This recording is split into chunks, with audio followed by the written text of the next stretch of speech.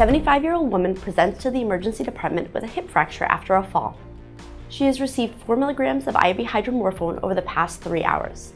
It's midnight now, and she has a clean and ready bed on a non-telemetry ward. Her last dose of hydromorphone was given less than an hour ago, and the nursing staff asks about transferring her upstairs.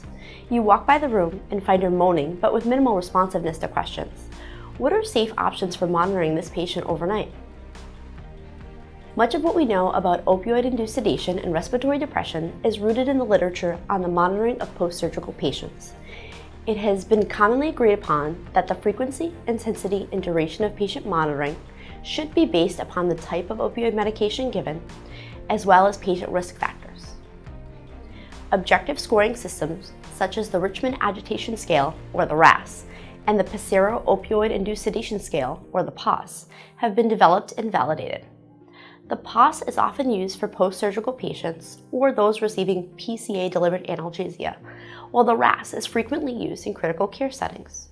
These tools represent methods for standardizing our clinical communications regarding opioid-induced sedation, but the judgment of a seasoned bedside clinician and appropriately deployed monitoring are irreplaceable. Much of the difficulty with assessing opioid-induced sedation occurs in sleeping patients. Ideally, a patient receiving opioids should be easily aroused. However, the difference between a sleeping patient and a sedated patient cannot be readily identified without arousal.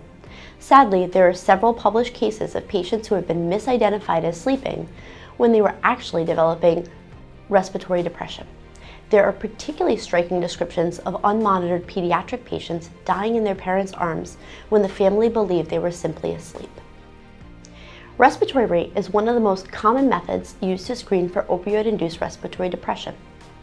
A decrease in respiratory rate has been found to be a late and unreliable sign of respiratory depression. A normal respiratory rate may coexist with a marked rise in carbon dioxide levels. We discuss high-risk patients in another segment, but patients identified as high risk or those receiving escalating or high-dose opioids should be monitored using continuous pulse oximetry. The hypoxia demonstrated by continuous pulse oximetry can also lag behind actual body oxygen saturations and can yield falsely elevated levels when used with supplemental oxygen administration. Pulse oximetry is a less effective marker of opioid-induced respiratory depression in patients who are receiving supplemental oxygen. Ideally, hypoxic patients receiving supplemental oxygen would be monitored using end-tidal carbon dioxide monitors, or capnography.